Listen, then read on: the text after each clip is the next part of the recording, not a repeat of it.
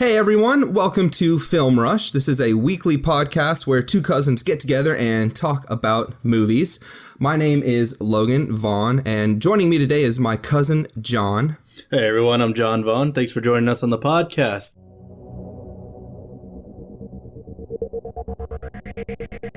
Welcome to Film Rush.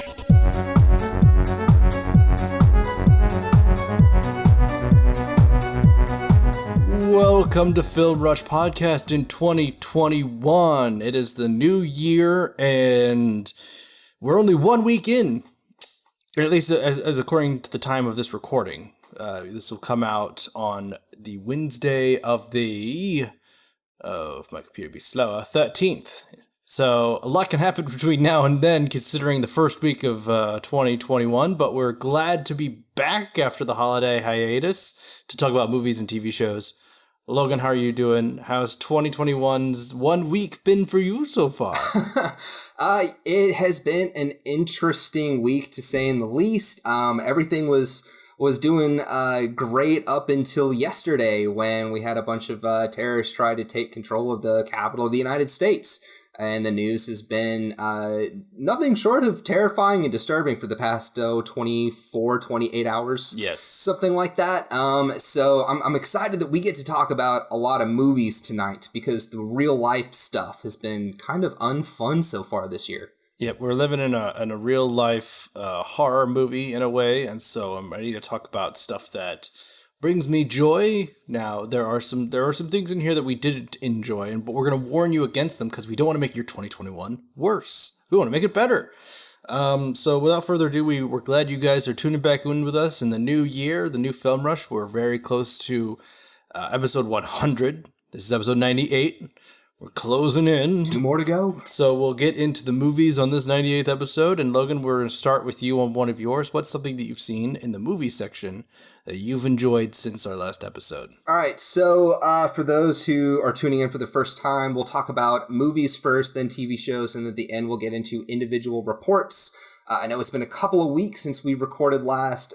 John gets to talk about Lemony Snicket, a series of unfortunate events, the 2004 movie with Mr. Jim Carrey. Yep. I will be reporting back on The Expendables. I watched the first one and the second, so we get to talk about both of not both, the first 2 Expendables today. I did not make it to the third, didn't really want to. We'll get to that later, though. So first off, the first movie that I'm bringing to the table is Death to 2020. And just right off the bat, have you seen this yet? No, I have not. I actually don't know what this is at all. Okay, all right. So this is a comedy on Netflix. It's an hour and 10 minutes, and it is literally a hilarious mockumentary about the year of 2020. It is full of celebrities, celebrity actors and actresses who are basically playing fake real-life roles. And they're sort of narrating on the ridiculousness of 2020. And they break it down like major event by major event. So in this hour and 10-minute special, they cover January to the end of December. Like, it's all super recent. It came out, I think, like the last couple of days of December. So it is really, really funny. If you have a liberal bent and a taste for dark satire, this is right up your alley. This has got Samuel L. Jackson, Hugh Grant, Lisa Kudrow, Kumail Nanjiani, Tracy Ullman, Samson Kayo, Leslie Jones is hilarious in this, Kristen Milioti, Lawrence Fishburne, all kinds of folks. Leslie Jones plays a therapist who was filmed drinking a ton of alcohol in a bar, and she makes all kinds of inappropriate sexual jokes, and it's awesome. Kristen Milioti plays what I would say would be one of those QAnon Trump supporter type middle-aged white woman Karens, and she is hilarious, giving like her version of what she saw throughout 2020. It's very fun, it's very fast-paced, it's very fresh, and it's a really I would say enlightening way to look back on an incredibly shitty year. So Death to 2020 is absolutely worth an hour of your time over on Netflix. Nice. That does sound exactly up my alley. I think I'll click on that sooner than later. Thanks for bringing that up. So that's cool. Death to 2020. I've got something else that's comedically bent and a bit off kilter on Netflix coming up later, but for now we're going to get to my movie, which is coincidentally one that we share. It is. I'm recommending it, but I do have some addendums to it. But overall, I want to recommend the newest addition to the Pixar family, Soul, on Disney Plus, starring Tina Fey and what's the gentleman's name? Jamie Foxx. Thank God. Jamie Foxx. So Soul. What did you, first off the bat, what was your thoughts on Soul? Why did you like it? All right. So little bit of backstory with Soul. Jacqueline and I were gifted a Vizio 5.1 surround sound system for Christmas. Nice. And we set it up in our bedroom. Believe it or not, we hadn't gotten a new TV for the living room yet. So I was like, hey, we've already got a 4K in the bedroom. Like, let's go ahead and set it up in the bedroom. And then like in a week or two when we get the new TV, which we now have in the living room, then we'll put it out there. So this was the first movie that we watched with our surround sound system, and we were watching it on 4K as well. And I loved this movie. I thought it looked absolutely beautiful. I thought the concept and the characters, the story, I thought it was very unique. It was very fresh. I thought that the score was absolutely awesome, and the sound effects were incredible. For this to be the first movie that we played on surround sound and it wasn't the first movie we watched on 4K, but still watching it on 4K. Mm-hmm. It just looked awesome and it sounded awesome. And I loved the inside out feel to Soul. So, I don't have any super huge major complaints or hangnails with this movie. I thought this was one of Pixar's best movies in a long, long time. And I'm curious to know, what did you think about Soul just right off the bat? So it's interesting. I agree it is one of their better ones, but not necessarily in the way that I'd put it in my top 5 or anything like that. The funny thing is I think I'm in the minority that Inside Out is a good movie, and I enjoy it, and I appreciate the message for it, and it's animated very professionally and well. But I never was on the hype train for Inside Out in any it's definitely my top 5 type ways. And I feel like I'm kind of on the same train with Soul, where there's a lot of people out there who are very into this movie. They think it's a very appropriate way to end 2020. One of the best movies of the year. And in many ways, I agree, and in some ways, I don't. I think that this movie is very beautiful. I agree. The animation is breathtaking. Again, Pixar does that hyper-realistic world where the streets and the leaves and the water all look like they just filmed real life and then put their animated figures in. It works better here than it did in the Good Dinosaur, which is a movie I had seen recently. Good Dinosaur, it's distracting and painful.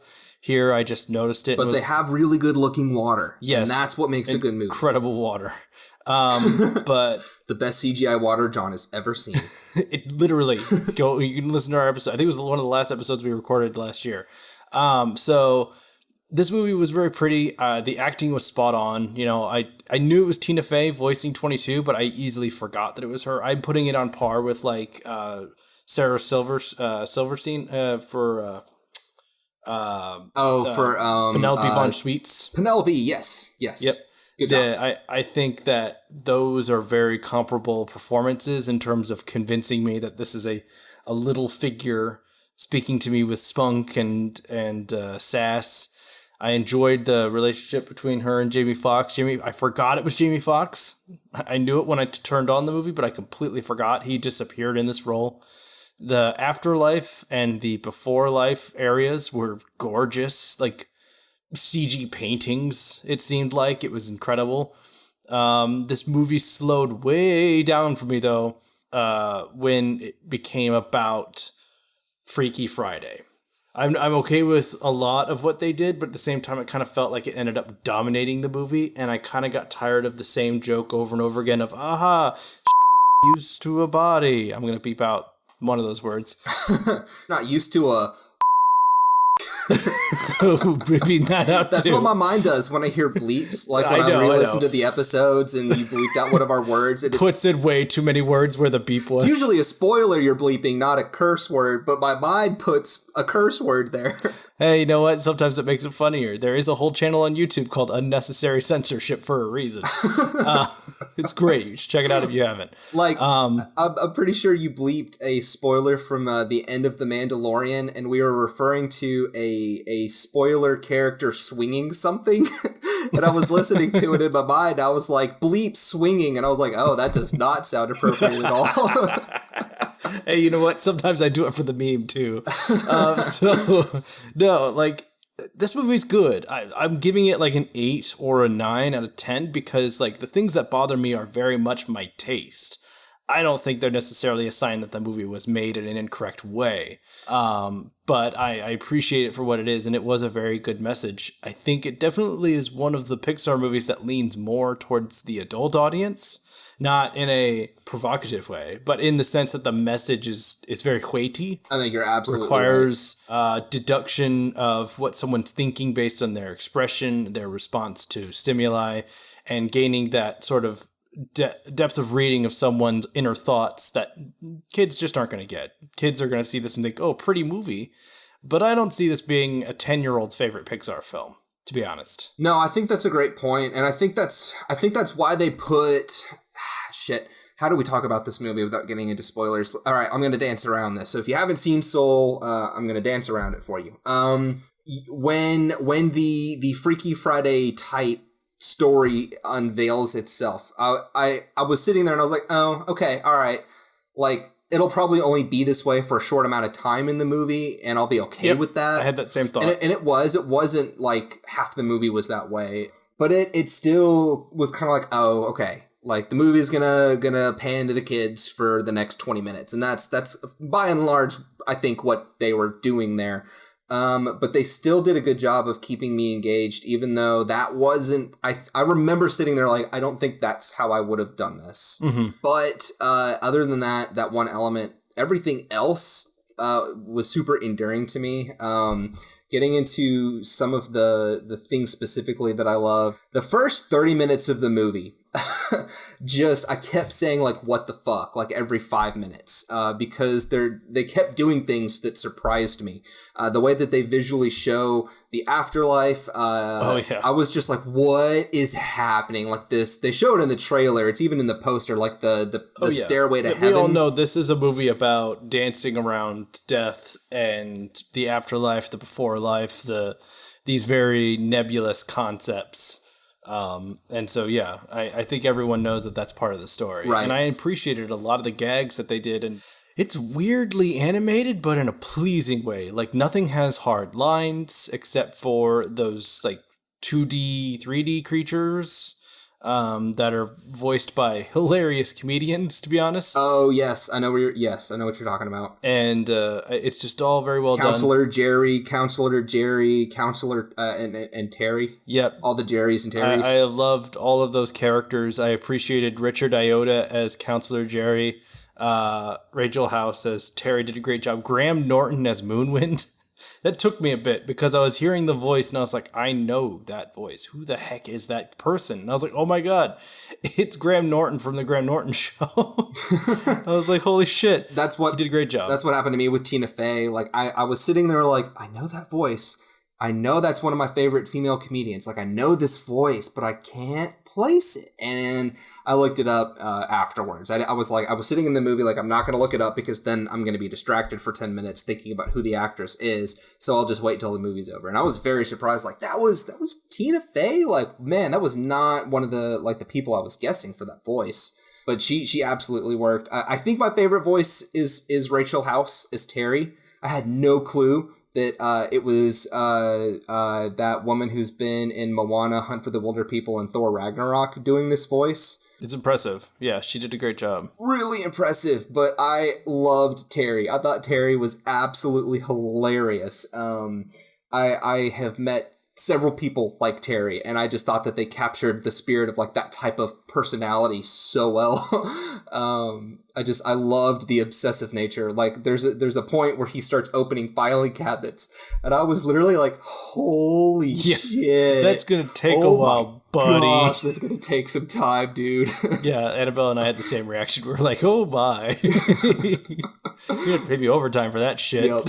But that I guess one of the last compliments I'll say about this movie, I thought it had a really inspiring human story. I agree with you. It's absolutely more adult bent than it is kids bent. And I'm okay with that because I don't have kids. So fuck kids. I want to like the movie. I don't, if the kids want to see a kids movie, then there's an illumination for that. So I was pleased with this movie. I gave it a 9 out of 10 when I ranked it. I agree with you when the body switch type stuff starts happening. That was a little bit like, okay, we didn't need to go there. This movie was incredibly original and unique. And then they kind of steered into that Freaky Friday trope. But still loved everything else about it. Looked amazing. The way they portrayed the afterlife, all of the different, like the way they play with animation, kind of like an Inside Out when Joy and Sadness and Bing Bong go into that like black tunnel, and then they start shifting through all the different types of like reality that there are. A lot of that type of like, what the fuck kind of awesome animation in this movie. So I really enjoyed it, but I have not gone back to rewatch it yet. I typically don't give 10s out unless I've seen the movie at least twice. This movie could turn into a 10 for me over time because I really loved it that much the first time around, but I'll keep watching it throughout 2021 and I will bring it back up towards the end of the year probably. Yeah, I don't really have much to add. It probably won't really ever creep up to a 10 for me because usually 10s affect me in a very specific way. They're not necessarily films that are seen as academically perfect, but when I give out a 10, it's for a film that both impressed me in a objective and extremely subjective sense in some cases. Sure. Such as like Spotlight is a 10 for me, but that film had a profound effect on me. And so did Her with Walking Phoenix. Like those are two very specific films that pop into my head when I think of 10s that really hit me. Soul just didn't quite get there. It stuttered in just a few tiny ways. So I think a 9 is the highest that I can give it. But, still great movie. Still definitely watch it if you have the opportunity. But that was my recommend. And so that would bring us both, because you had Soul as what your other recommend, into our avoids. Yes, I had Soul. I've not seen this one yet. I still need the wife needs to see the first one, and then we watch the second one. But I'm not surprised by the placement. So tell me in some terms, why the placement? All right, Wonder Woman 1984 is in my avoid section this week. Yeah, and I'm really bummed out. This was one of my more anticipated movies of the year. It's got a 60% on Rotten Tomatoes, 74% audience score. So Wonder Woman to me, it's in the avoid pile because this movie is such a disappointment compared to the first one that came out. I was texting John a little bit while I was watching the movie, and I remember actively checking the timestamp of the movie multiple times because it took about an hour, maybe 15-20 minutes for her to actually Wonder Woman. That's too much time without my Wonder Woman. Yes, like she does some Wonder Woman stuff at the beginning of the movie. You basically get like a discount Wonder Woman 1 where she's a little girl doing cool stuff as a little girl. You get that scene and you're like immediately thrown into like she's doing this like obstacle course race and everyone else is like twice as old as her. She's like, 8 and everyone else is like 16 or something like that. And she does some Wonder Woman stuff there. But she doesn't really break out the suit and do anything spectacular until she's fighting towards the third act of the movie. It's all drama, and the drama that's there is super uninteresting. This movie feels like a 30-minute or like a 22-minute TV episode that they just decided to like stretch out into a 2.5-hour movie. It is so long and so unnecessary. It's just absolutely bloated. And I don't get it because you've still got Patty Jenkins here in charge, but the script is pure shit. Like it is it was doomed to fail before it even got to the theaters, because the whole movie is centered around this wishing stone. I'm not super familiar with the Wonder Woman lore, and I'm going to not get into spoilers, but this movie is all about a wishing stone. And Wonder Woman and several other main characters make a wish on this wishing stone, and the whole world gets screwed up. And they all have to unwish their wishes for everything to go back to the way it needs to be. And that's literally the whole movie. And it's 2.5 hours. Pedro Pascal as Maxwell Lord, like, he was going for it, but this character I didn't care. I did not care at all about his character. Like, Kristen Wiig as Cheetah, I guess, but Barbara Minerva. Cheetah, I guess. The CGI on Cheetah was atrocious. The physical look was terrible. This performance from Kristen Wiig really reminded me of her performance in Ghostbusters. Like, it just... Not a good sign. It doesn't work for me for some reason. She can be so good when she's trying to be funny, but for some reason in those two particular roles, she just doesn't work for me. I know she's got dramatic chops. She was really good in the Skeleton Twins with, I think it was Bill Hader. But this just... I didn't care about her character at all. And then you've got Chris Pine. They figured out a way to bring him back as Steve Trevor. And again, I didn't care. It's literally the reverse of he's now in the modern day and she has to show him how to be a person in the modern day. And it's literally we're going to take the first movie and reverse it. Now she has to show him around. Ha ha ha. Isn't this awesome? And there's nothing about... Isn't this cute and adorable? And give us your money. Yeah, and it just... For the first movie to have that trench scene, it just bums me out that this movie doesn't even reach half of the greatness that the first movie has. So I would say hardcore avoid Wonder Woman 1984. I mean, if you're a comic book nerd, you've probably either watched it by now or you plan to watch it sometime soon. And I guess you probably need to watch it just because you want to have your own opinion. But I don't think this is a good movie. I would not recommend it from a quality perspective. I thought this was very disappointing. I thought the CGI looked absolutely terrible. They introduced a new power to her that she should have already fucking had by now. And the moment they introduce it, it is so hardcore pandering and fan service. And I really hated it. Really, really did not enjoy the moment where she gets her new big power in like the middle part of the movie. There was one thing that I liked, and then I'll shut up. One thing that I thought was there was one thing I thought was fun. And they figured out how to work in her invisible airplane. And that's all I'll say. There's like a 3 or 4 minute thing where she's got an invisible airplane.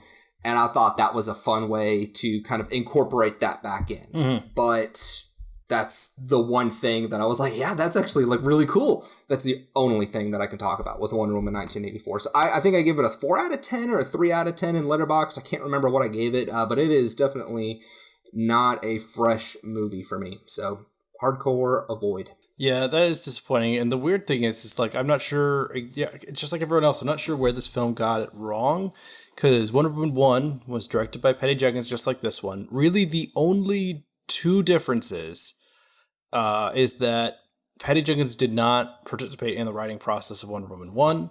The screenplay was by a guy named Alan Heinberg, and the story was advised on by Alan Heinberg, Zack Snyder, and Jason Fuchs. Fuchs. So apparently Jason Fuchs. But anyway, on top maybe of that... Fuchs? I don't know. maybe either that or like Fuchs. But either way, he would always be known as Fuchs to me. But hopefully he's okay with that if I ever meet him. The next movie, Zack Snyder and Jason Fuchs are gone. And Patty Jenkins takes Alan Heinberg's position as writer. Screenplay is also by Jeff Johns, Dave Callahan, Patty Jenkins, and Jeff Johns being on the story. Jeff Johns is a well-known comic book writer. Green Lantern. I think he's done some Batman and some other stuff. The issue is Green Lantern is what I typically think of when I hear Jeff Johns. Same. The thing is I've not seen anything that he's done that has been put on screen that does not have some serious weaknesses. The guy does not know how to write for the visual medium, or at least the moving visual medium. He knows comic books. For some reason, he just does not compute. Patty Jenkins is weird because Patty Jenkins has done stuff like Monster in 2003, which won an Academy Award. So she knows how to write. She knows how to write for women. It's not like this weird thing where it's, a man's world, a man's industry trying to understand Wonder Woman, which clearly can't work. It's everything's here for it to work. But I think, honestly, the very subtle difference here, where in Wonder Woman 1, there were 3 people on story by, and Alan Heinberg had screenplay.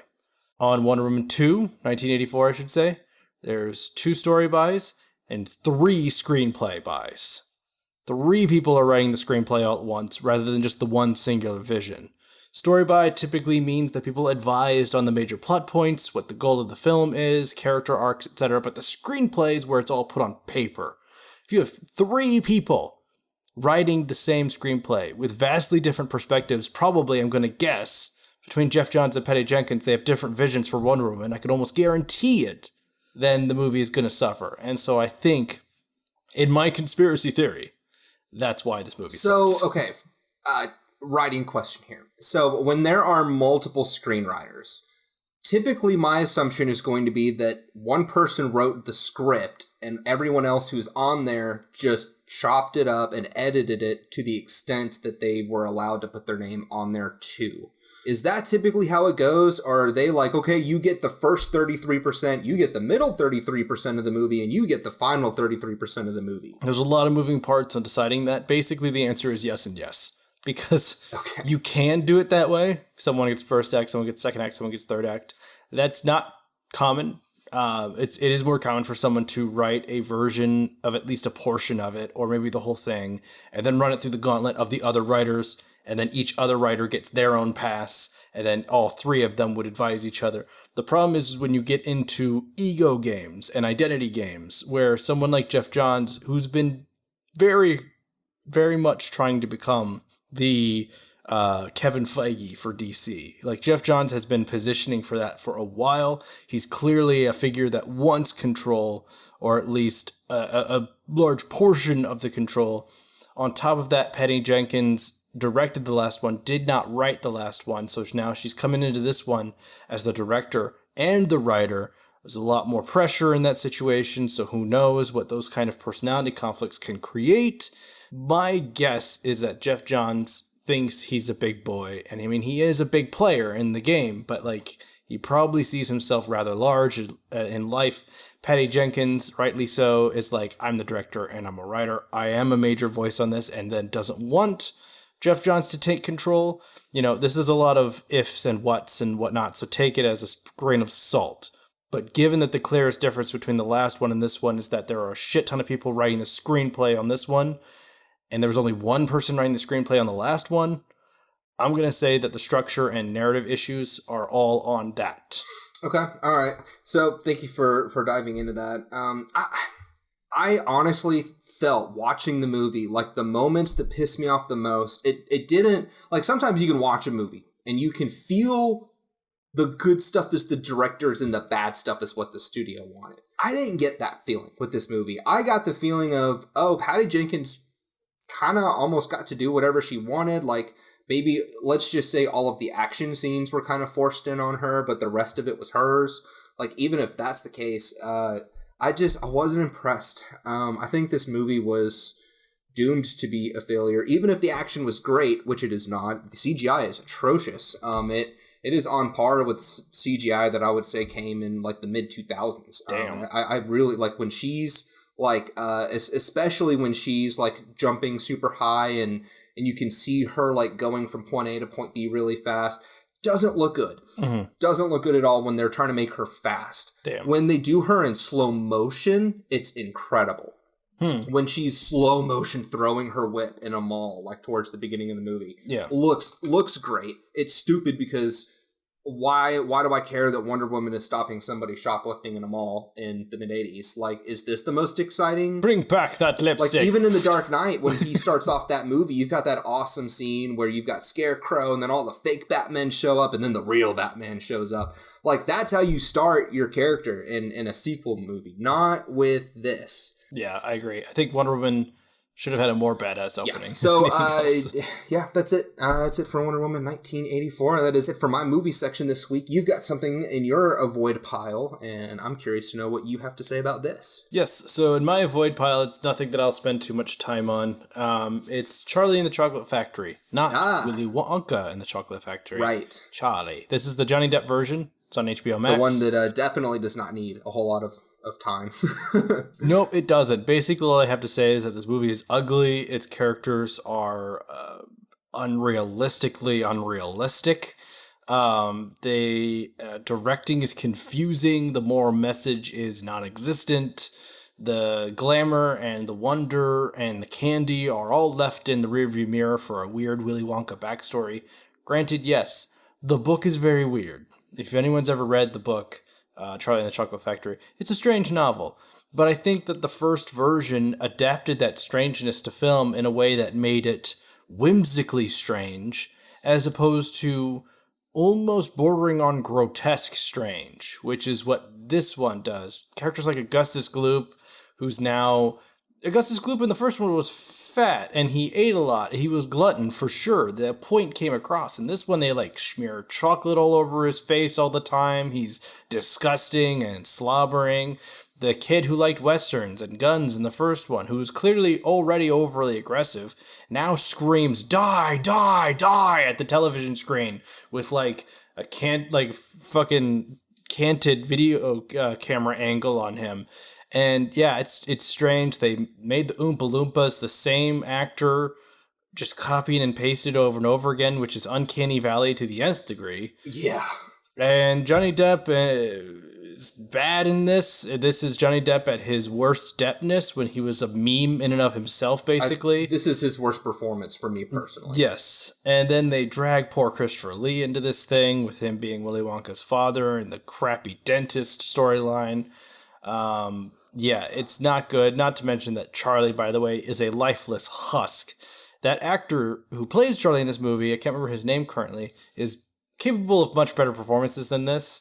This was just sad and just quiet, and he just doesn't. I forgot that was Freddie Highmore. He's a good actor. Yeah, this just was a shit performance. Charlie was just a perfect little child who never spoke up to nobody and always said the thing that needed to be said about how the world should be full of good people, and that's the whole damn character in the whole movie. And it's so annoying. So yeah, don't watch Charlie and the Chocolate Factory. I don't know if Willy Wonka the Chocolate Factory is on HBO. I've not seen it if it is. But if it is streaming anywhere and anyone gets a chance to watch that one, it strangely does hold up. It's definitely an old movie. You can definitely tell this was shot a long time ago. But for some reason, it doesn't really rely on a whole ton of effects, even though it is a whimsical movie. A lot of it's practical, so I think it holds up pretty well on its own. So, sorry, Depp. You didn't do good on this one. Avoid Charlie and the Chocolate Factory. Right. Everything about this movie is just offensive to me. The acting, the aesthetic, costumes, the personality, the characters, CGI, the technology, the whole TV shrinking ray stuff, and the Dr. Seussian type, Chocolate River, everything about this movie I hated. And I don't know that this has ever happened before, but this movie is so bad that it made me dislike Anna Sophia Robb. And I love her and everything else. And this is the only movie where I just really can't fucking stand her. So I don't know, dude. This movie is awful. And Cardinal Sin. Thankfully, this is one of those movies that my wife loves, but hasn't made me watch yet.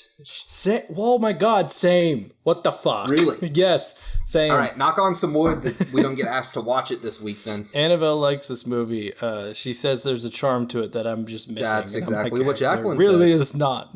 It really is not. I think the charm is you were 9 years old when you saw it and didn't know any better, and now you like it because of nostalgia, not because of logic. Yeah, and I have a few of those myself. But I'll admit it. It's I got a few movies that I liked when I was 9. They're absolute dumpster fires. So, yeah, not everyone was critical when we were 9.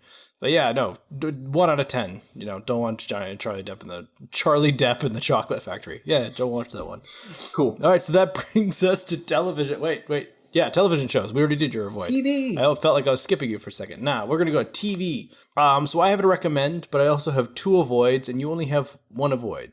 So we're going to go ahead and go into my recommend. You got it. And then we'll throw down on one of my avoids.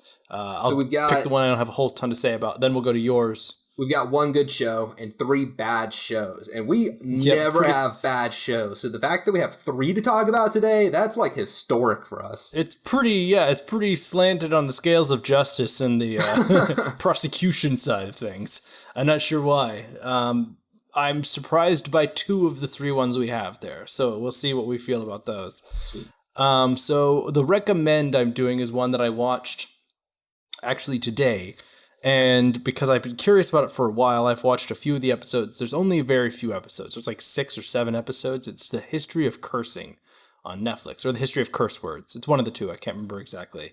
I'll Google it real quick just to make sure I get the right title for y'all. I don't think I've heard about this show. History of Swear Words. Man, I was nowhere near it. Okay. I mean, I was near, but History of Swear Words. It's hosted by Nicolas Cage. Ooh. In one of his most cagey performances. I'm not lying.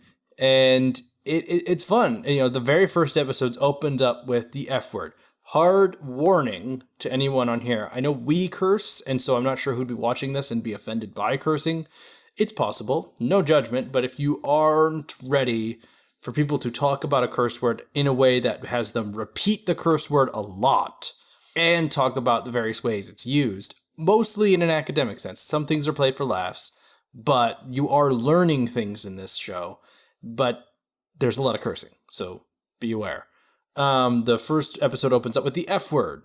Talks about the origins of the F word, the versatility of the F word. You've got academics as well as comedians who are all weighing in on this stuff. The episodes are only 20 minutes long. It's not a huge commitment.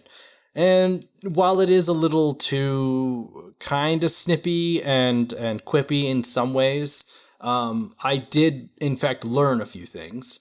I would like to have learned more, but maybe there just isn't a ton of material to work with, and they kind of widen it out with some humor. I definitely had a few good laughs. There's one guy in particular that just cracks me up every time he says something in this show.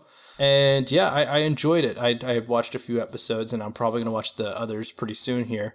And Nicolas Cage is just fucking hilarious to watch in this show. So I recommend History of Swear Words on Netflix. Yeah, I can't resist saying the episode titles out loud. So you've got episode 1, fuck. Then you've got shit, bitch, dick, pussy, and damn. And yep. That I can't wait to watch this show. I may actually watch this when we stop recording time. This looks so right up my alley.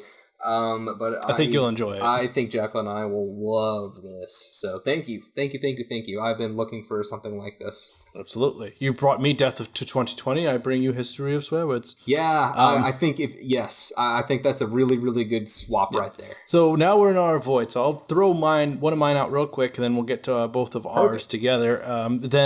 So first off, I am a fan, and so is the wife. The closest I get to reality television is competitive type stuff.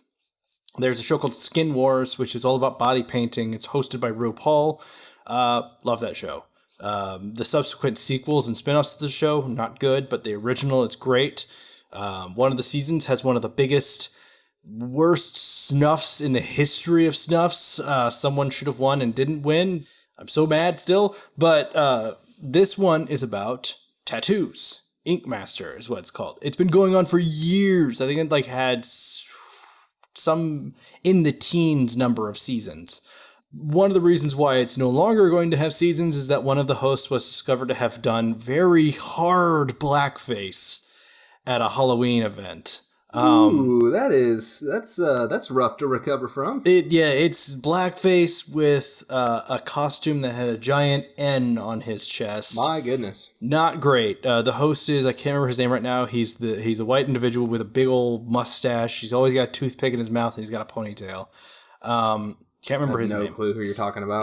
But I see him at the grocery store every time I go to the grocery store here in Tennessee. In Missouri, I see him in Missouri sometimes too. I'm sure.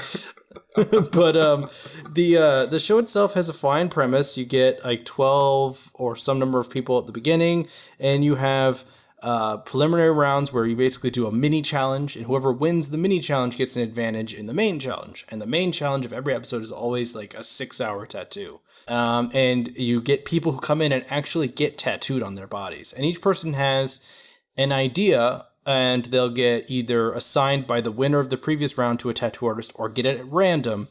And that artist has to achieve certain things. So like one time they're like, we're working on contrast. Whatever tattoo you do this week, it's got to be awesome on contrast. And so then the idea is that they'll be judged on contrast in their tattoo. It almost never works out that way. The judges are overly picky. Their critique, unless they edit out all of the worthwhile critique, the critique basically comes down to, this tattoo sucks, you suck, you should be better than this, be better than this next time, or you're going to suck more. And then there's another I'm being hyperbolic a little bit. It's a rough crowd. But it basically boils down to that. Yeah, and then when they do praise people, they're like, you're awesome, this is great, this is the best tattoo we've seen out of you, more of this, do this, again, always, forever. And then that's it. And there's even shots of moments where like the judges say something genuinely mean and they keep it in the show. The people that are participating in this event, you know, you can show a mixture of competitive nature and friendliness towards each other. But no, this show just goes for the fucking throat on its edit. Every single edit always shows people shouting at each other, talking about how they hate each other, how they're better tattoo artists than each other. I'm like, Jeez. Man, this show really amped up the whole you like humans being mean to each other to 11 thing. I've watched 2 seasons of it. I'm not watching any more. The tattoos are great. I like seeing the results of these people's efforts under this pressure of the show environment where they can win $100,000 and a couple other bonuses. You know, the artwork that comes out of it's really cool, and I've gotten some awesome ideas. You know, I don't have tattoo on my body yet, but someday I probably will. And this show has gotten me thinking about like aspects of what do I want in the tattoo artist that inevitably puts it on my body. What am I going to talk to them about? How am I going to illustrate my idea of what I want on my body to them?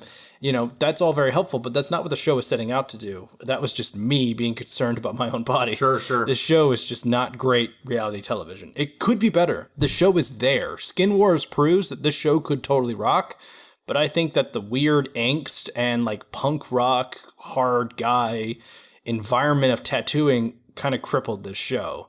And if, you know, anyone's ever seen the show, you'll know what I mean. Everyone has a very particular style and way of talking in this ink culture that the show promotes. You know, I'm sure there's a lot of different tattoo artists out there, but this show has a very particular aesthetic. But I've talked too much about it. Don't watch Ink Master. So Logan, we're going to get to yours, which saddens me, but I'm not really all that super surprised. So what are your thoughts on your show? All right. So it's been, I guess, a month or 2 months since I watched The Witcher. But The Witcher, it started off in my recommend pile, and then after a couple of weeks, I couldn't do it. I couldn't put it in the recommend pile, and I ultimately have to put it in my avoid pile, simply because I feel bad saying, like, I feel guilty saying that for some reason. I don't know why. But I think ultimately my problem is the timeline is so damn confusing. Yeah, they didn't do themselves any favors with that. It's such a slow show for me that I feel like now that they've got this set up, I think I could put season 2 in the recommend pile when it comes out in, a year or whenever. Yeah, whenever it's allowed. It's August 2021, is that correct? I'm not sure. I don't remember when they said that they were trying to shoot for. Maybe confusing that with the shoot schedule. Maybe it was August 2020. I don't know. Whatever we get. I know they're definitely shooting it because Henry Cavill got injured. Yes, I remember hearing that. So I know they're definitely shooting it, but I just don't know when it's being released. Anyway, it's one of those weird things where I think now that I've watched the first season, I've gotten to know all the characters, gotten to know the backstory. Now that season 2 is set up so that they can actually play together, that is what I'm interested in. Mm-hmm. The more I thought about the first season, the more I was like, I kept watching episodes because I kept waiting for everyone to meet. And you have to get to the last, 2 minutes of the whole fucking season for that to happen. Mm-hmm. So I started to think about, with, The Mandalorian, so many people were whining about the first season being so slow.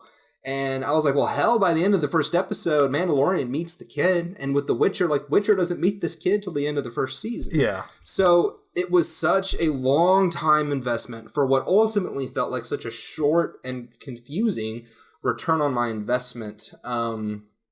And I watched it in a short period of time. I think I watched this all in one day. So it wasn't like I watched it over a long period of time and forgot things between episodes. I watched it like in one sitting and still couldn't remember character names by the 5th or 6th episode. I couldn't figure out who was in what timeline. I didn't understand geographically like where people were in the country. The lore of the Witcher character itself was not explained to me very well in any way, shape, or form. So for somebody who has never played the game before, I thought this did a pretty poor job of trying to hook me into the world. There was a lot that I enjoyed. Like, I thought Henry Cavill as the Witcher was awesome. I particularly liked it when he was with the Bard. When he was with the Bard, I was going with the show, and when he wasn't, which is like 6 out of the 10 episodes or whatever, I found myself like antsy to get to the next episode for some reason. I thought some of the creature feature episodes were really, really fun. There was just a lot of backstory with the witch and with the little girl, and I didn't care about either character. I wanted to pretty much spend all my time with the Bard and with the Witcher, and there were 4 or 5 other major supporting characters that split up the screen time. So I don't know, I've been going on for a while. I know that The Witcher's a big deal to you. So what do you think about what I'm saying? What do you think about The Witcher in general? What you're saying makes sense to me. I think the crutch that kept me up on season 1, but I agree that this timeline was confusing. I agree it's a slow show. The thing that kept me going on it was I do have that experience with the video games. I've played 2 and 3, part of 1. But those are by CD Projekt Red. You could argue that they're fan-made products because they're not by the original author, nor was he involved per se. And the games take place after the novels, where the show is based on the books. So it doesn't cancel out the games, but it takes place before the games. And the reason why that's important to me is because I never read the books, so I know a whole lot about the world. CD Projekt Red didn't toss out the lore and such and ignore it. They have a lot of stuff from the books in the games. They reference a lot of stuff from the books. They do a very good job. There's a reason why the games are successful. But with all that context and none of the preceding information from the books, I was always curious, why are things in the games this way? And the show affords an opportunity to see certain characters meet, see certain characters' origins. Yennefer's a big one in the game. Like, Yennefer is the romance and the relationship that I pursue in The Witcher more often than not. That's Witcher 3 for people who have played the games. And so I was curious about her. And the actress who played Yennefer played a version of Yennefer that I will accept and I will enjoy in my own way watching, but it's not the Yennefer I was expecting to get. My cast was Eva Green for Yennefer before the show even came to screens. Would have been perfect, would have been amazing. They don't explain where anybody is, and yes, the geography is confusing as shit. You don't know who's Nilfgaard. Who's this other kingdom? Why do I care that these kingdoms are at war? What does this one castle by this one lady, what is she, the Yennefer's like mother or grandmother, what does she mean to the world stage? Is she a big player? Is she just a city that Nilfgaard needs to take? I mean, what the hell is happening? So yeah, I get how you would watch this and be like, I'm not in it. I'm ready for season 2, because this does seem like the first 3 episodes of what season 1 should have been afterwards. Ciri is not interesting in this season. I don't blame that on the actress or anything like that. It's just, that's the little girl, right? Yeah. Ciri's just not interesting. Her whole story is her just constantly running away and trying to keep running away. And the most character development she gets in terms of her importance to the wider world is that she's constantly told to find Geralt. Geralt's constantly told to find her. And she can scream so hard, things happen. Now, those who've played the games or read the books, we know what Ciri means. But if I'm looking at season 1 on just paper, I don't think it gets across what Ciri means at all. Other than their insular relationship of Geralt and Ciri, what is Ciri? No one knows. And yes, it's season 1. I'm not supposed to get those questions answered just yet, but Baby Yoda was lifting things with the Force in season 1 of The Mandalorian. We knew he was a Jedi figure, or at least a Force user in season 1. And we understood what the Force was. We understood what that meant to the wider world. This is a Jedi that survived Order 66 or something like that. What does this mean? Those questions slowly get answered. Siri, she can scream so hard a schism in the ground opens up and a statue falls in. It's like crazy power. Why? Is she special? Does anyone else have those screaming powers? There seems to be sorceresses with Yennefer and Triss and all these others. Is she one of them? No, she's not, but no one knows that. So yeah, I get it. It's confusing. Jaskier and Geralt are absolutely the best part of the show. That's why Toss a Coin to Your Witcher, or one of the reasons why that song became so fucking popular. Yeah. The dragon hunting episode, while the dragon CG is terrible. Oh, those dragons look like shit. It was a fun episode, though. Yeah, it was a fun episode. It's one of my favorite episodes of the whole show because it's Yennefer and Geralt and Jaskier, all three together, interacting, having back and forth. And it's a good episode. I think that is definitely relationship-wise how the show should go. Plot-wise, I hope season 2 is more coherent, for sure. Yeah, I could have, like, that one episode, if that's how the whole show was, then I could have gone for that. I don't, again, my opinion is less important because I have no attachment to the IP, but I arguably more important though because this show is supposed to stand on its own. Yeah, I guess that's like it's supposed to. Since I have pre-existing information, I was more forgiving, and I'm willing to admit that. But since you're coming into this with none of that, and you're coming out of season 1 after watching the entire season going, I have more questions, and I feel like the things that were answered were the questions I didn't think were important yet, and I have more questions. And that's not good. I don't know that I don't like how they told the Yennefer story. I don't know how else they should have done it. I don't know if she should have just gotten one episode to take the entire screen time to go from little girl to big bad witch.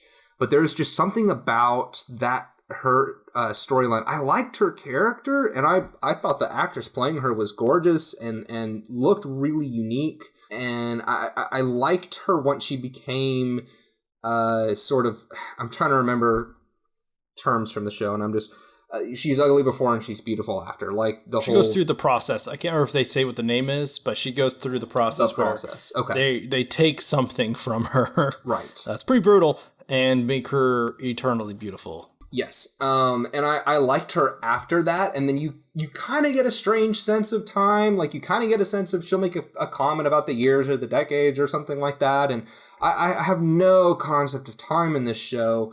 But once Geralt and her are together, I had fun with it. I don't remember the name, but there was a girl of the...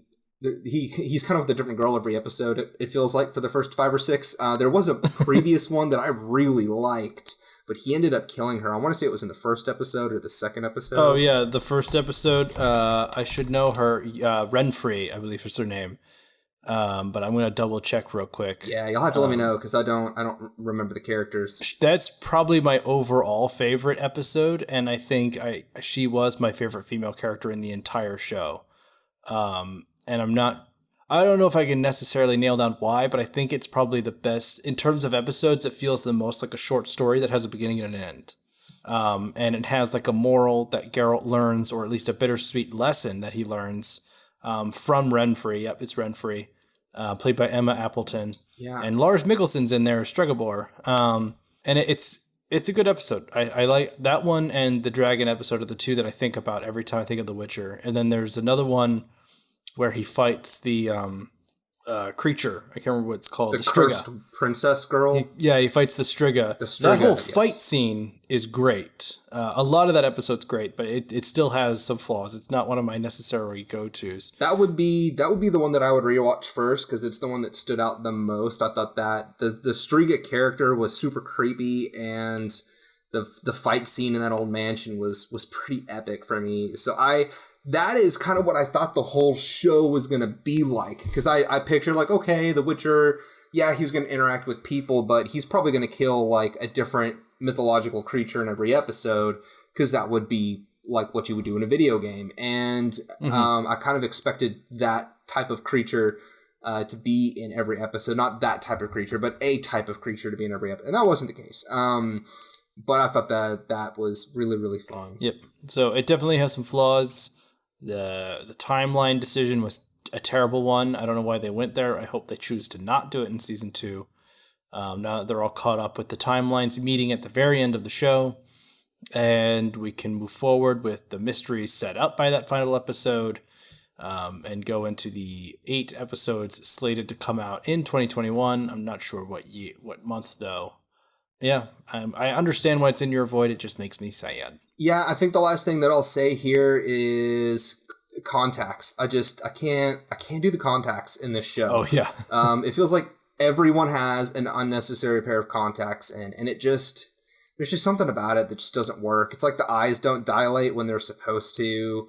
And I don't know. It seems weird. And even rewatching Star Wars over the past couple of months, I'm cool with Darth Maul having yellow eyes, but anytime I see Anakin with yellow eyes, I'm like, okay, but does he really need yellow eyes? Like, did he have yellow eyes in Return of the Jedi? No.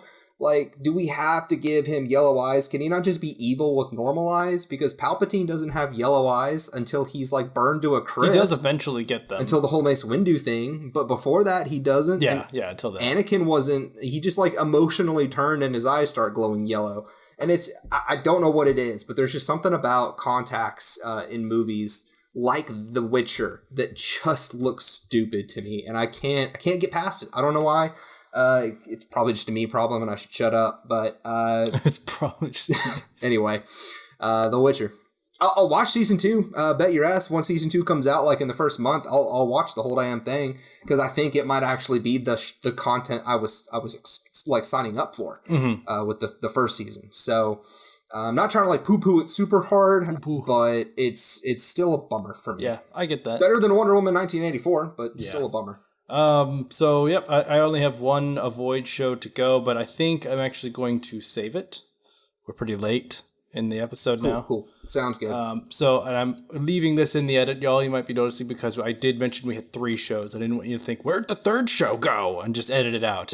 No, so we're going to move on to the individual reports where we talk about the movies that we brought up to each other before our break. It's typically week to week, but we had a little bit of time this time around. So we can report on ours in just a second after we have a quick break for a podcast where we recommend a fellow independent show to y'all to expand your horizons. It's just a few seconds of their ad just to let you know that you got other options out there. You got advice podcasts, horror podcasts, comedy podcasts, as well as film and book and murder podcasts. It's crazy, but here's a glimpse into that world, and we'll see you back in just a few seconds. Hi, I'm Ben, the host of Dark Histories podcast.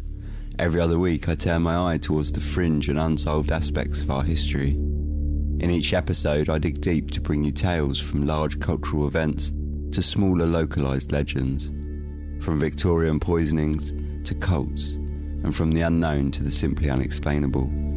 You can find us on Apple Podcasts and all other platforms, or head directly to darkhistories.com. I hope you'll come join me soon to delve into the underbelly of the strange.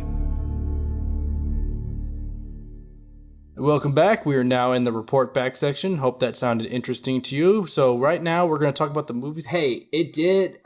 I got a question for you, actually. Let me interrupt you here. Sure. I was listening to, I want to say it was like 1 episode ago or 2 episodes ago, and you put an ad in for a podcast, and I'm going to stumble around here with this until you can lift me out of the dark, but I really enjoyed it. It was a guy talking about how dumb he was and how you should listen to the podcast because his wife will make him and you smarter at the same time. Yeah, it's Tone Deaf Musical. That's the podcast. Tone Deaf Musical. That was a stellar ad. Like, I normally skip the ads that you put in, but for some reason I was like, you know what? Let's just see what he put in this week. And I was like, holy shit! Like, that actually made me want to go look this up and see what it was. Like, I thought that was well done. So I just wanted to give you a little kudos while you made me think. Well, about it. thank you. Well, I try and put in only interesting ones. You know, there's a lot of good stuff out there, but you know, it's hard to pick the right ones. So hopefully they're not really ever longer than 30 or 40 seconds. So I try not to make anyone sit through anything they don't enjoy. But that brings us to our report section, where we have, for me, a movie that I watched like pretty much out the gate when we stopped recording last year. Or like I watched it like 2 days later. Lemony Snicket's A Series of Unfortunate Events on Netflix. It's the Jim Carrey one, not the Jimothy Carrey. not Doogie Howser. And I did not like it. It definitely didn't make me want to watch the show. I'm definitely not going to watch the show. That's no reflection on the people in the show. It's just a reflection on the story. The story is boring and a downer, and it's weird in almost a Tim Burton kind of way, but not in the good way. It's Tim Burton in the bad way. It seems that on Google, at least, it says it's swapped over to Prime Video. So just be advised, it may not be on Netflix anymore. But okay. This movie with Jim Carrey, let me get to the IMDb page that I can talk about people who are in it. When a massive fire kills their parents, 3 children are delivered to the custody of cousin and stage actor Count Olaf. Not the snowman, but Jim Carrey, who is secretly plotting to steal their parents' vast fortune. It's not a secret, though. Count Olaf is a larger-than-life character who, in not a whimsical or enjoyable way, in my opinion. I think that Count Olaf, maybe as a character, it may not be Jim Carrey's fault. It may not be anyone's fault, whoever plays Count Olaf. He's just despicable, but not in a fun way. He's so painfully dumb as a person, and then the fact that his ploys the children can see through every ploy he does, and yet every single adult in the world doesn't see through it. Oh, that's frustrating. Like, no one else sees through it. Everyone else is fooled by him, even though it's the dumbest shit you've ever seen that he's doing to get around people. And the children are always very aware of what's happening. They can't do anything because this is the time period where no one listened to children. So when they say, that's Count Olaf, people go, that's preposterous. And they proceed to not listen to the children. It's so annoying. It's a trope that I'm tired of. They made a weird creative decision that the babies, like grunts and goo-goos and gagas, are translated into speech. So you always know what the baby is saying, even though no one else does. It's like a weird Stewie kind of situation, except even Stewie was clearer in Family Guy. Oh, that's weird. The movie is drab and gray. In a film that's based on a very strange version of our reality, arguably, there's an opportunity for a lot of strange cinematography, strange color, combinations, architecture of different natures. The film gets about as colorful as it can get when it gets to Billy Connolly as one of their alternative relatives from Olaf. They get brought to him in his like strange, whimsical house of animals. Then he goes on adventures to collect animals and to study animals, and he's a perfect father figure, and it's going to be perfect until Olaf arrives and proceeds to have another unfortunate event. That's about as pretty as the movie gets, and it lasts for maybe 10 minutes, and the rest of the movie is just shot in a studio with a gray backdrop in an unpleasant town or building that they are currently standing in. And that's basically the entire film. It's all gray. And it's annoying, sad, boring, long. I don't think it's like particularly super long, but I think it was like 2 hours. And I was like, I'm over it, hour 1. So, yeesh. Yeah. That's harsh. It never struck me as anything that was going to be super high quality. I thought you might have fun with it. But that's a bummer.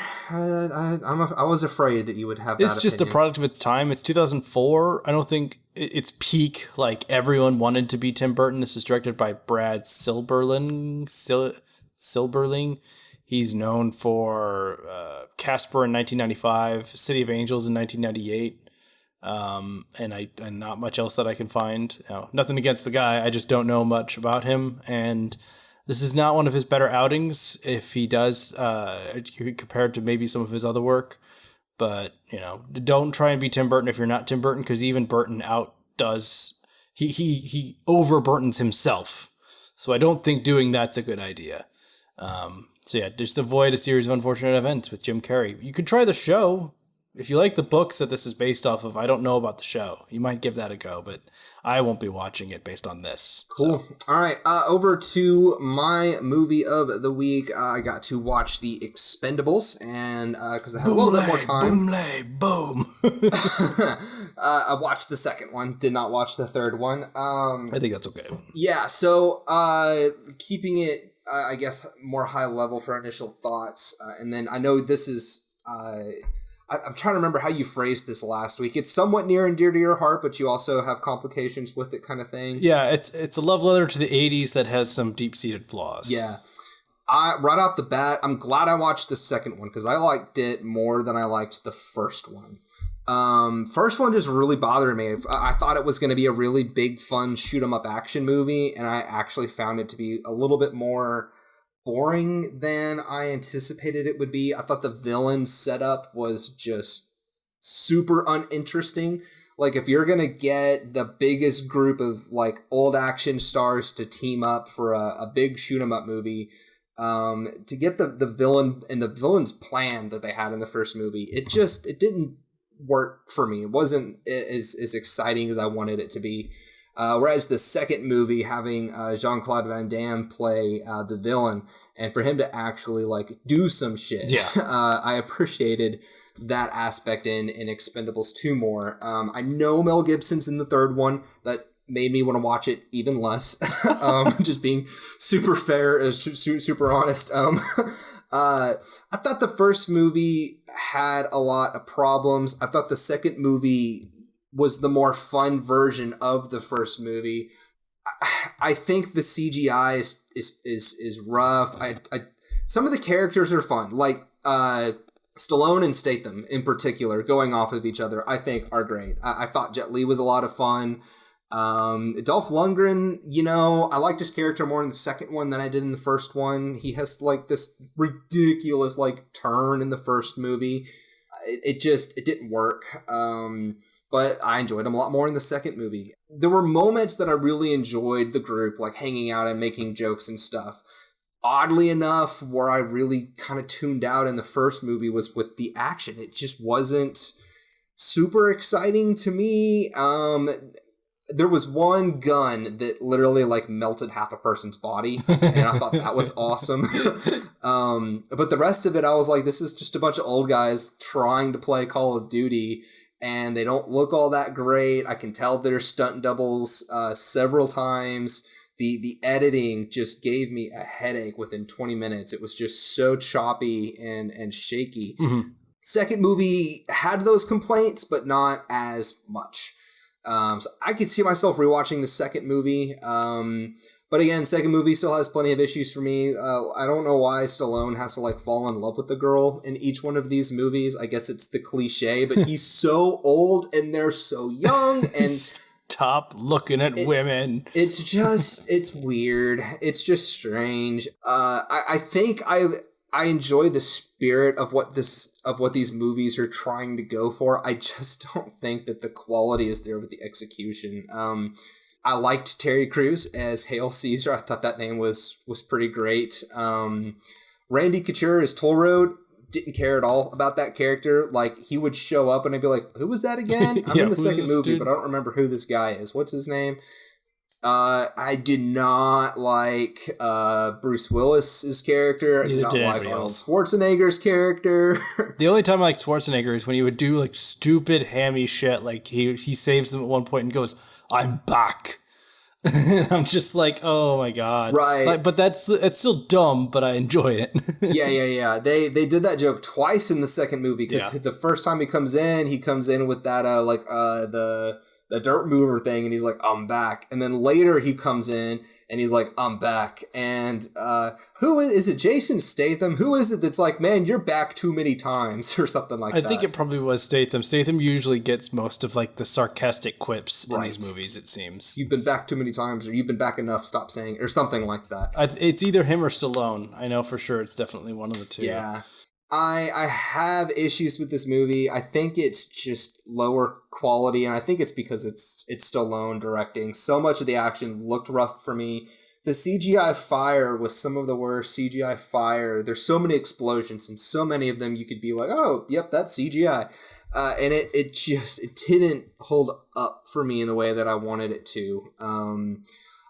Again, strangely enough, the scenes I enjoyed the most are typically when it's a bunch of the dudes hanging out in the back of the plane, back of a van, in the tattoo shop, and they're sitting around bantering. That's what I enjoyed. And that's typically not what you want to hear someone say when they've watched a big shoot 'em up action movie. Yeah. I enjoyed the dialogue character moments. I liked it when they got real intimate and had discussions. I think all of these, I think Fast and the Furious movies are better done. I think that Stallone and Statham get strapped with these like character developing side projects. Like in the first movie, you've got Statham who's like pining after this girl that doesn't really actually love him and cheated on him multiple times. And I'm pretty sure she's still the girl in the second movie too. And it's like, I don't care. Like, why can't we just get these guys without like love interests and stuff? Yeah. It's not everything is about that stuff. Some people don't necessarily need romance. Yep.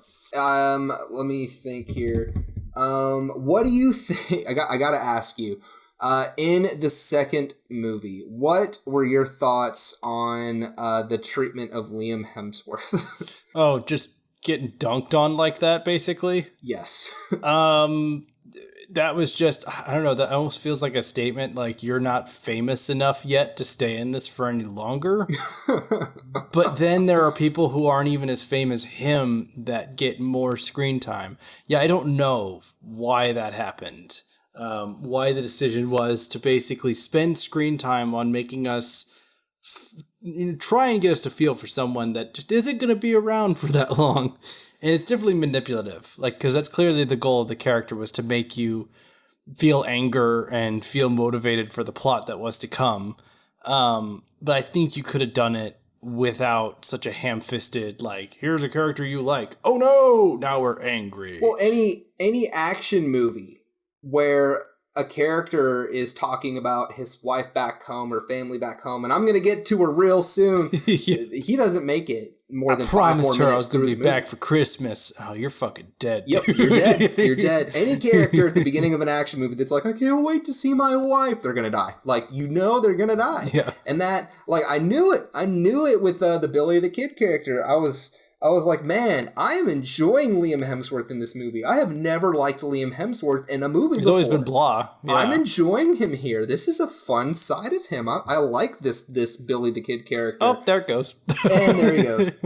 I knew it though. Like, as soon as he went off but because he was a sniper and was typically sent off alone to scout, yeah. I was like, this dude's gonna die like 30 minutes into the movie. And what I didn't expect was for Stallone to have such a man crush on him that the whole movie was about avenging his death. Like, why? I don't know. It's so hammy. And to have Van Damme's character's name literally Villain. Like, it's Villain. Like, it's villain. Like, he is the villain. It's so, like, why? Can't you give any more effort there? Like, it just seems so stupid to me.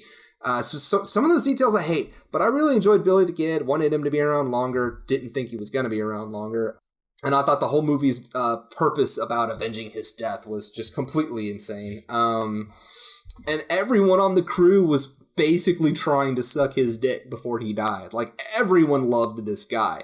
They're all talking about, like, damn, you're the greatest sniper ever. Yeah, that was a good shot. And even when he, like, runs up the hill, everyone, like, has to stop and look and be like, wow, that kid can move.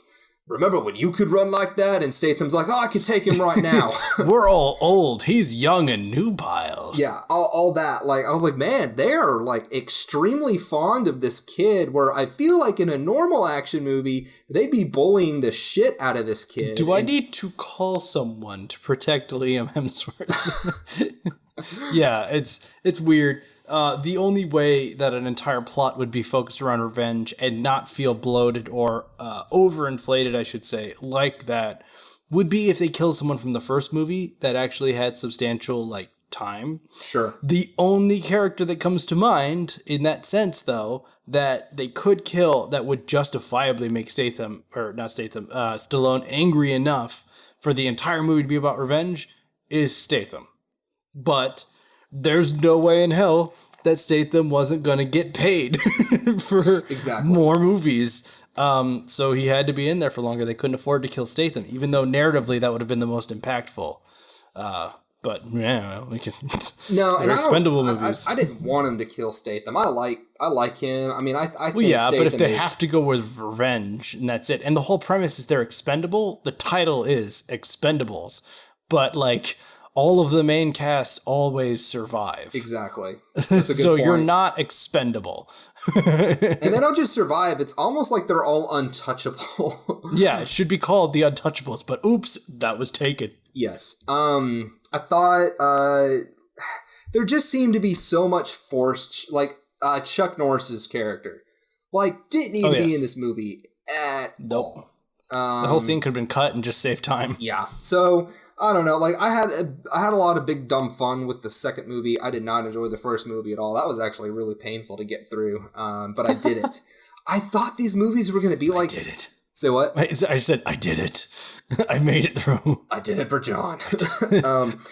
I thought these were going to be like the A-Team, which is a movie that I would say the one with Liam Neeson.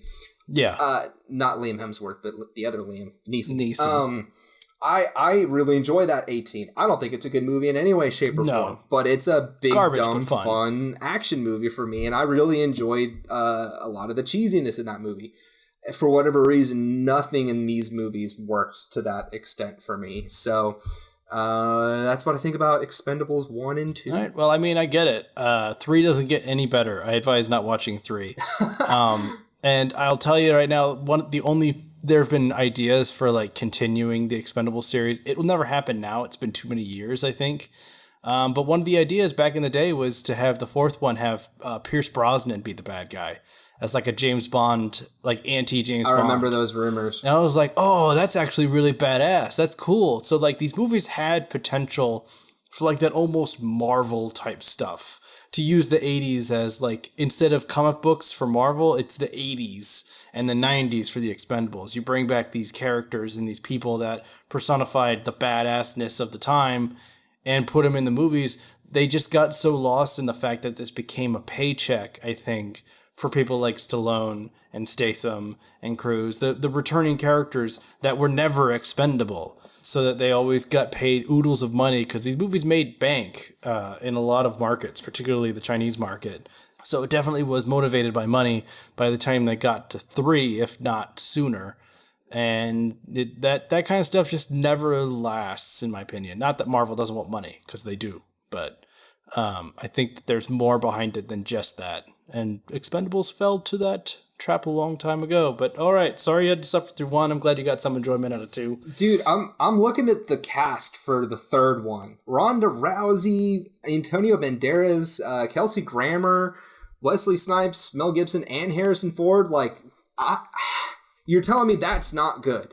Somehow all those people, and it's still bad. It's probably still better than the first one, but I'm not sure how you would actually rank it compared to 2.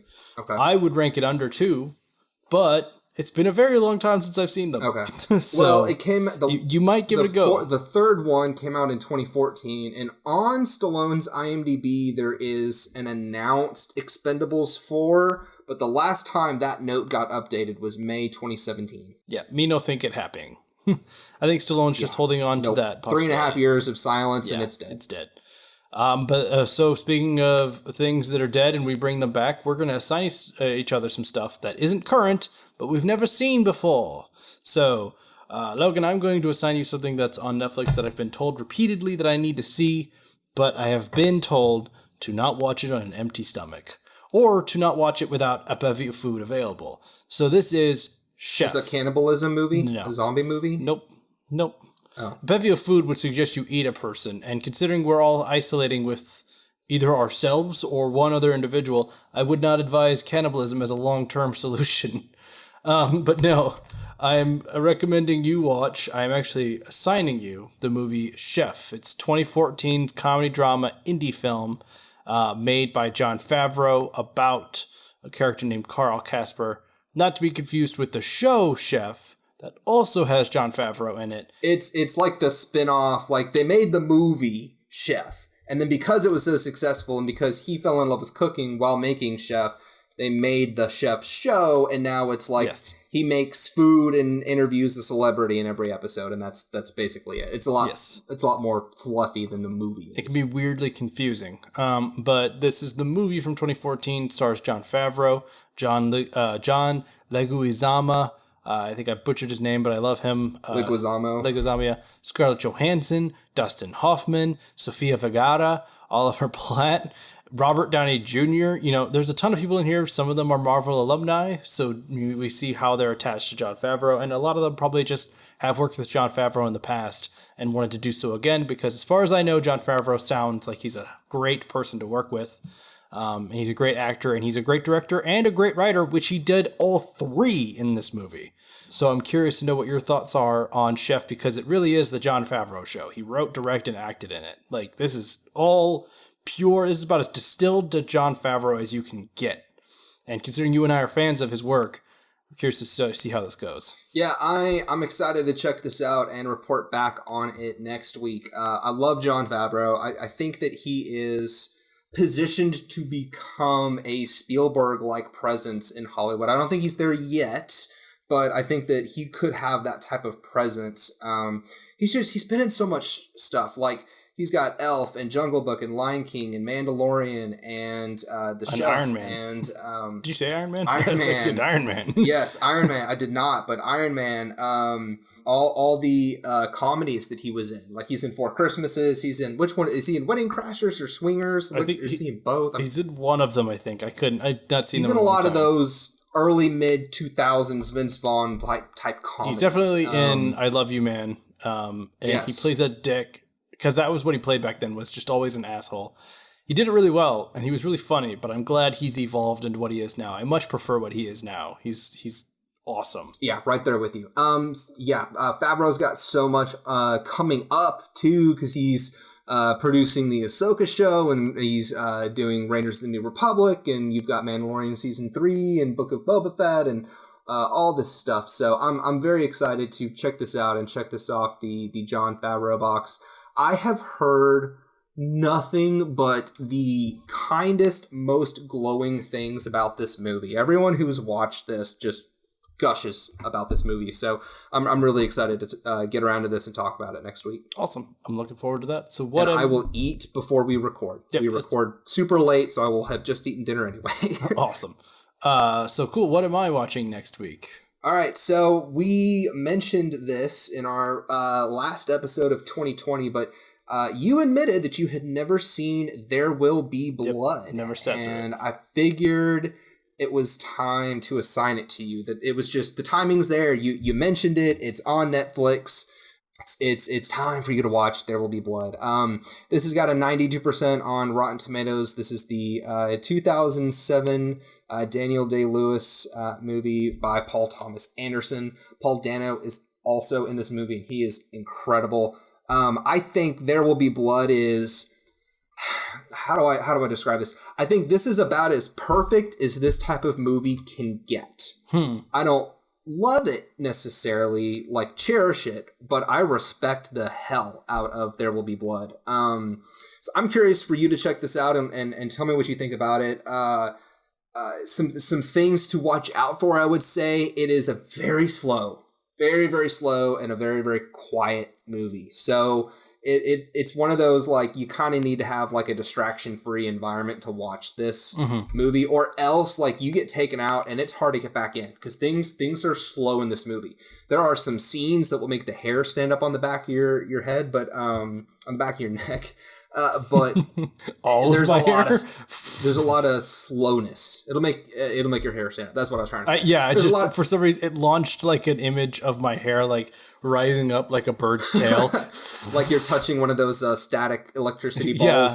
This is John's mating dance. His hair stands on end. What else do I want to say about There Will Be Blood? I think this movie is great. I don't think it's the most entertaining movie, but I think that there is something about this movie that is dark and seedy, and once you kind of figure out like who these characters are and why you're supposed to hate everyone in this movie, like, this is, I think, one of those dark, twisted adult movies. I don't like Phantom Thread. I didn't really care for, what was the one I talked about last week when we were referencing this? Not sure. The Devil All the Time. Oh, yeah. There will be, the Devil All the Time. Like, these are, it's one of those types of movies where not a lot will happen, but in the couple of scenes where things happen, it's electric. So I want to know what you think about There Will Be Blood. I think this is one of Daniel Day-Lewis's best performances. I would probably say this is Paul Dano's best performance, although I really, really like him in Swiss Army Man.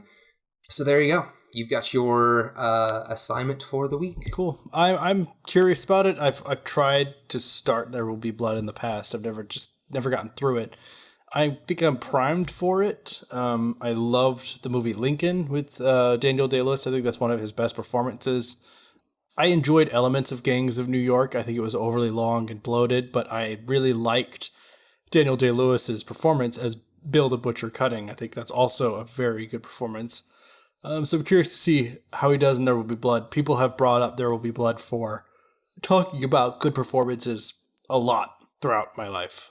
So I'm super excited for that. Mm-hmm. So we shall see. I'll report back on There Will Be Blood next week. Yeah, it is. I just looked. It's 2 hours and 38 minutes. Yep, it's a big boy. Yep, it's definitely a big boy. And I remember watching this the first time, and I really didn't care for it. I thought it was boring and stuffy. And then I went and I actually saw it in the theaters. It was I think I saw it in 2017 for the 10-year anniversary. And I caught it in theaters, and I liked it so much more. And I think it's because I was sitting there with nothing else to do but pay attention to the movie. Mm-hmm. And this is one of those movies with our 2021 minds. It's going to be really hard to not reach for your phone and scroll, because this movie it's unnecessarily long. Like that is an absolutely fair hit against this movie. It's a little bit long and a lot of it slow. So just, I think that's the only thing that I would say is just try to be intentional with your viewing habits, because I was not intentional and I didn't like it until I actually sat down without any distractions. Nice. So that is where I am coming from with a big, slow, quiet, dark movie. Like cool. I will keep that in mind for my viewing and try and act accordingly. But otherwise, that's the end of the episode, everyone. I hope you enjoyed this return to form in 2021. We are launching the next season and year of Film Rush. We're going to have guests. We're going to be guests. We're going to talk about movies and shows and all kinds of other things. News, as it comes up and is appropriate to talk about, because we don't really talk about news a whole ton on here. Next episode will be 99. Then after that will be 100. We'll be in the triple damn digits. That's pretty crazy. We're just getting closer and closer to my IQ, John. We're so close. If you guys want to be here, we passed yours like 50 episodes ago. Yeah. If you guys want to be here to see us eclipse Logan and I's collective IQ, then be sure to subscribe on YouTube, SoundCloud, iTunes, or Spotify, wherever you listen to us on. That would be much appreciated. Give us a like and a comment if you've got anything you'd like to say or recommend to us. We are bringing you content. We're always down with consuming more content for ourselves, though. So don't worry if you've got something you want us to watch. Let us know. We'd love to hear from you. Otherwise, the podcast we featured and other contact details are in the description down below.